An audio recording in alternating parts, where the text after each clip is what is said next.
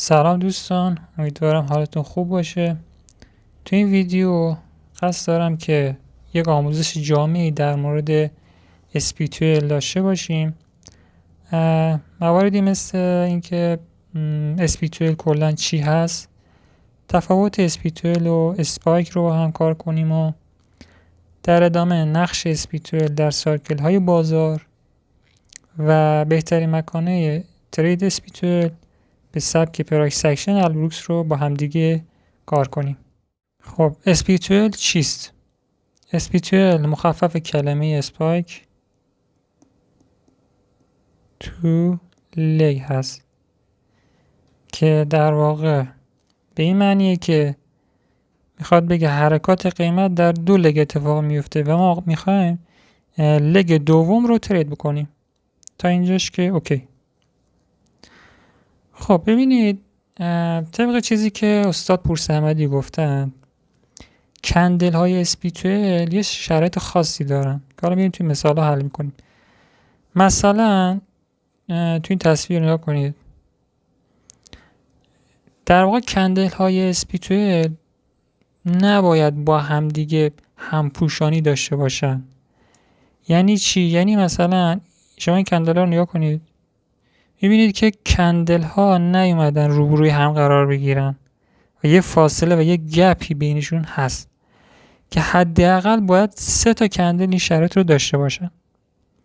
یعنی چی؟ یه بار دیگه میگم، یعنی کندل ها حداقل 3 تا کندل که بینش یک گپ قیمتی وجود داشته باشه. الان مثلا نگاه کنید، بین این چند تا کندل، 4 تا کندل، یک گپ قیمتی وجود داره. حالا گپ قیمتی یعنی چی؟ یعنی اینکه کندل فعلی مثلا این چند درصدش داخل کندل قبلی، مثلا نگاه کنید اینجا اینقدر، یعنی مثلا از کل این کندل مثلا 10 درصدش این کندل فعلی، 10 درصدش داخل کندل قبلیه. خب این تقریبا گپ خوبی داره، یعنی فاصله خوبی داره.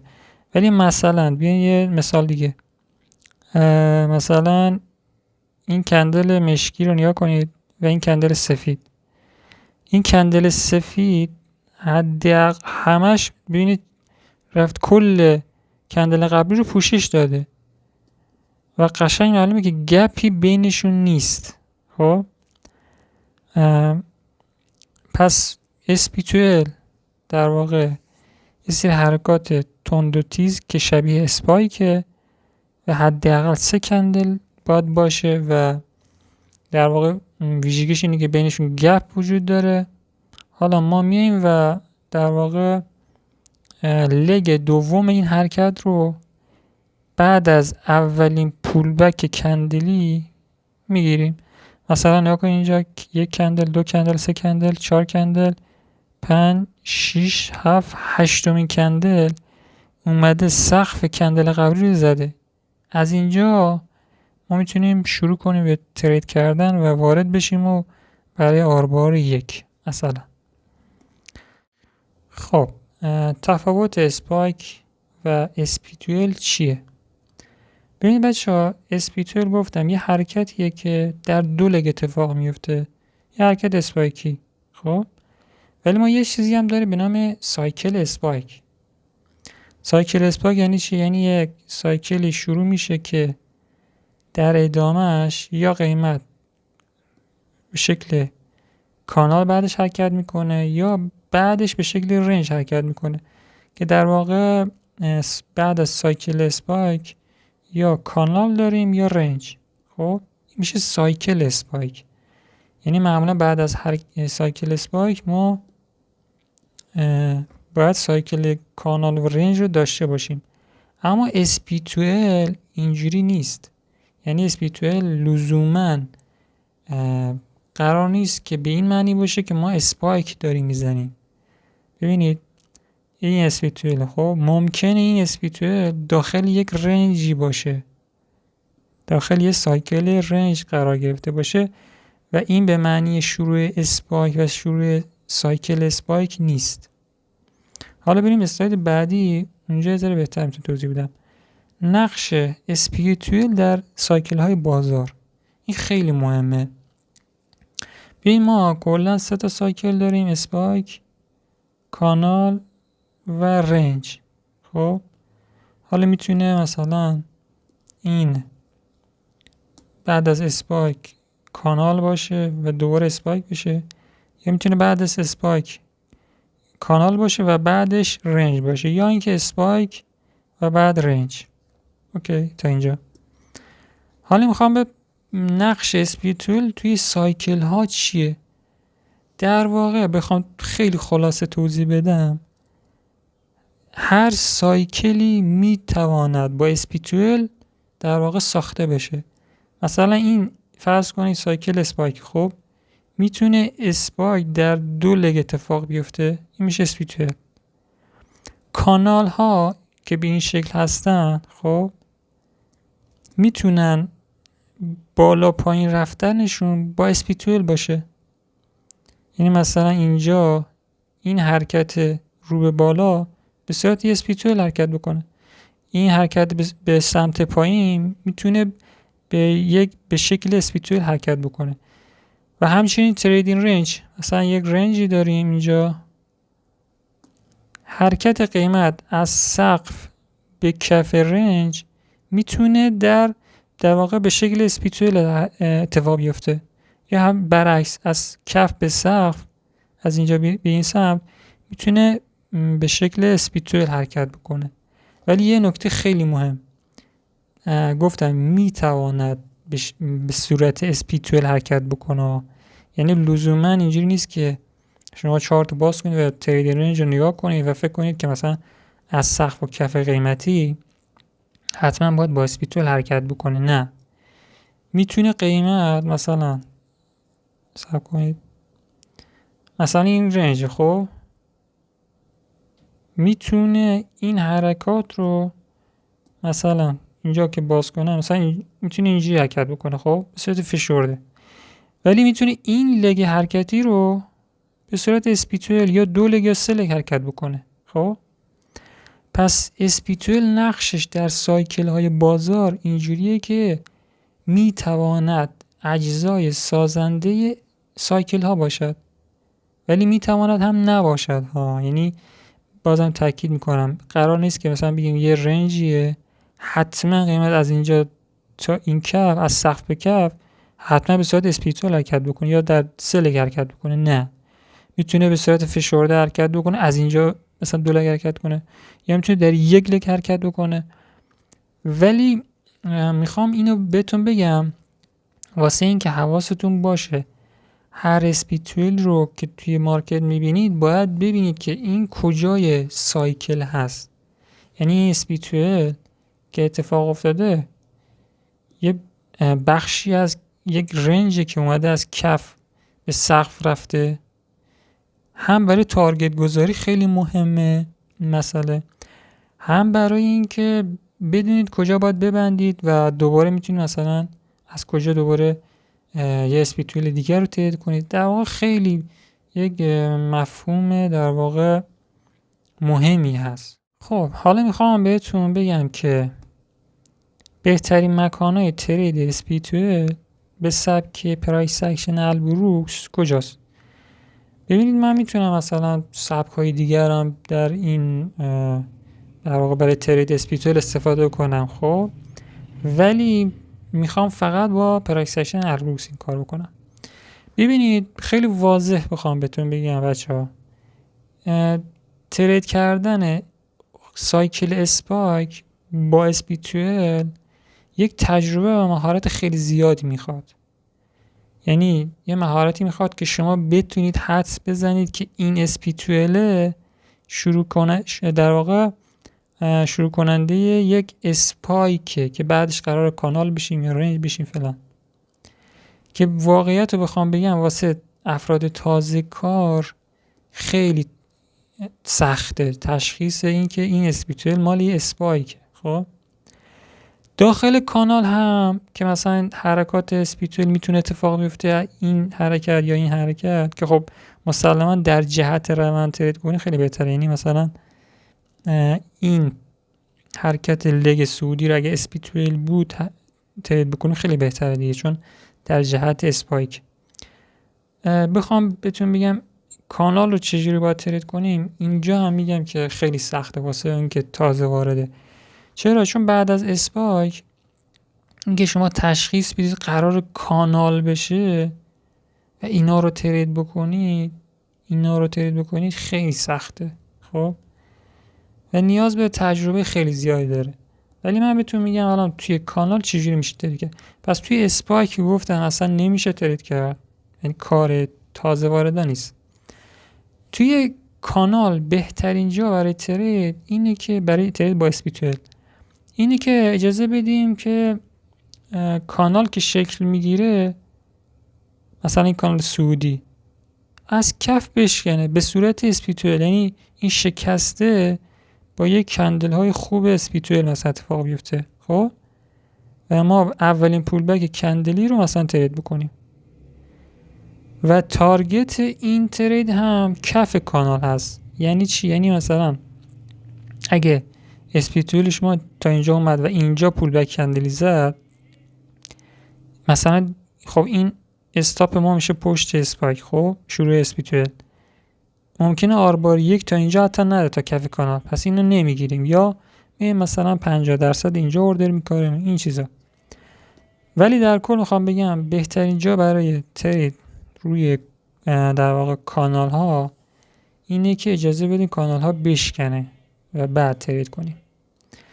توی تریدین رنج ها بهترین جاها اینه که سقف و کف تریدین رنج منتظر تشکیل SP12 باشه. اما یه نکته خیلی مهم، این دیگه نکته تجربیه در واقع، اینه که اجازه بدیم قیمت در همون تایم فریم وقتی که به سقف رنج میرسه به صورت یک کانال باشه، به صورت یک خط روند، چه به صورت یک کانال خیلی کوچولو چه به صورت یک خط روند از کف به سقف. خب اینو درست بکشم، مثلا این شکلی این بیاد بشکنه و به صورت SP12 اینو ترید کنید.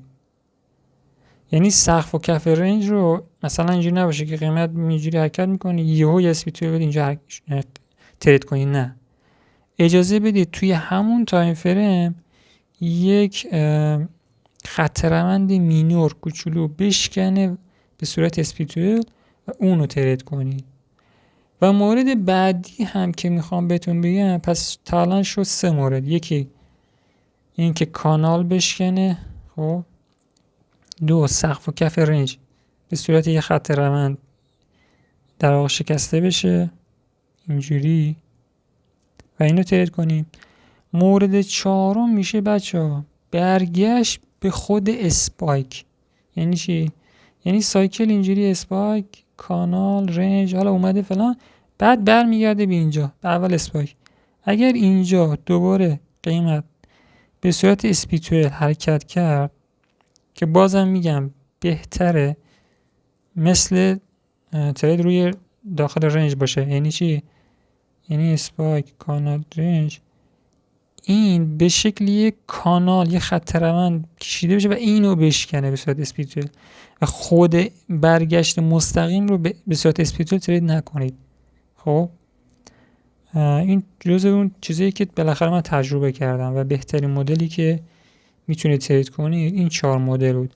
حالا میریم و روی چارت، خب اومدیم روی چارت تایم 5 دقیقه یورو. همینجا رو یه ذره کار کنیم. ببینید الان روی چارت من چی میبینم؟ یه اسپایک که در 2 لگ اتفاق افتاده. این همون SP2 لگیه که در واقع سایکل اسپایک رو ساخته. خب و اینم در واقع اینجا اینم یک کانال هست که خود این کاناله میبینید یه SP12 اینجا داره، اینم یه حرکت اسپایکی هست ولی SP12 رخ نده. خب همینجا گفتم اگر کانال به صورت SP12 شکست بشه میتونیم ترید کنیم که توی این مورد اون اسپیتولی که ما میخوایم اتفاق نیفتاده بچه ها. گفتم حداقل 3 تا کندل باید باشه، این یک کندل، این 2 تا کندل و یک کندل سومیه خیلی اومده داخل و هیچ گپ خاصی نداره، اینو ترید نمی کنیم دیگه. مورد بعدی این که شما باید تشخیص بدید که پس برای ترید روی اسپیتو بچه ها شما باید اجازه بدید اول سایکل بازار ساخته بشه، یعنی حداقل یه اسپاک، یک کانال داشته باشیم که بتونید شکست اون کانال رو ترید کنید. این یک. دو، بتونید کف رنج رو تشخیص بدید بچه‌ها. نگاه کنید رنج کجاست، اینجاست. پس نکته بعدی هم این که بتونید اول اسپایک در واقع سایکل اسپایک رو تشخیص بدید. حالا ببینیم از این 4 مورد ببینیم اینجا چند تاش اتفاق افتاده. یکیش اینجا اتفاق افتاد که من اصلا این کانالش هم دیگه جالب نیست بچه، اینم اصلا کانالش خیلی خط روندش شیبش زیاده، مثلا خوب نیست، اصلا باحال نیست. ببینید هر جایی را شما نباید ترید بکنید. خب مورد بعدی میاد کف رنج که این بچه ها این که بخوام بگم چجوری مثلا متوجه شدی کف رنج اینجاست، من الان اینو نمیتونم توضیح بدم چون دارم از یه سبک دیگه ای استفاده میکنم و اگه بخوام فقط از پرایس اکشن هر بروکس استفاده کنم من باید حتما بذارم قیمت یه بار اینجا رو تاچ بکنه بره بالا، بعد من بگم اینجا رنج شده قیمت. خب پس اینو من میگم هیچ. خب این اصلا فرض کنید که شما نمیدونید، اینو ترید نمی کنیم.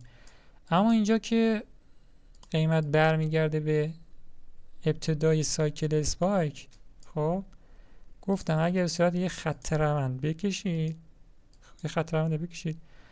و این خط روند رو با یک SP12 بشکنه میتونیم ترید کنیم که الان اینجا شکسته. خب ولی چون یه ذره فاصله استاپ اینجا و ورود زیاده میتونیم روی 50% اوردر بکنیم که اگه این کار رو میکردیم اینجا میتونستیم یه آربار 2 حداقل بگیریم. خب این الان میشه کلا، یعنی من الان از اینجا باز سب میکردم تا اینجا که بتونم این یه دونه ترید رو بزنم. در واقع بچه SP12 اینجوریه که نباید هر جای چارت ترید بکنید. شما الان نیا کنید مثلا این SP12، خب این حرکت SP12، بذار اینو چیزش کنم،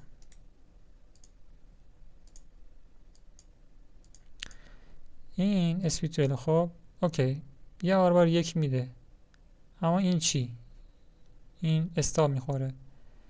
یعنی هر جا رو بخواید شما شروع کنید به ترید کردن تقریبا میتونم بگم نهایت میتونید سر به سر بشید چون آربارش یکه دیگه. خب پس بنابراین باید یه فیلترهایی داشته باشید. پس من الان بخوام یه بار دیگه توضیح بدم، 4 جا برای ترید روی SP12 رو گفتم. این که اول بذارید اسپایک شکل بگیره، کانال هم شکل بگیره، هر موقع کانال یه کانال خوب قشنگ شکل گرفت و این خط پایین مثلا کانال سعودیه، خط پایینش با SP12 شکسته شد، اینو ترید کنید. مورد بعدی وقتی که رسید به کف رنج، کف رنج میشه ابتدای سایکل کانال. خب اگه به صورت یک چنل کوچولو حتی اومد و اینو شکست به بالا میتونید ترید کنید. این شکستش باید با SP12 باشه. خب و هر موقع هم رسید به سقف رنج به شکل یک خط روند، این رو هم میتونید در واقع اگر این خط روند به صورت SP12 شکسته شد این هم ترید بکنید. و مورد چهارم هم میشه هرگاه قیمت رسید به دوباره به ابتدای سایکل اسپایک، هر موقع دوباره یه به صورت خط روند بهش پول بک زد، یک خط روند رو به صورت یه SP12 شکست دوباره میتونیم ترید کنیم. و این 4 موردی که گفتم بچه‌ها حداقل آربار اگر خوب اتفاق بیفته حداقل آربار 2 دیگه، یعنی این مورد اول، این هم مورد دوم، این هم مورد سوم و این هم چهارم همین دیگه. حالا بذار یه چند تا مثال دیگه با هم کار کنیم.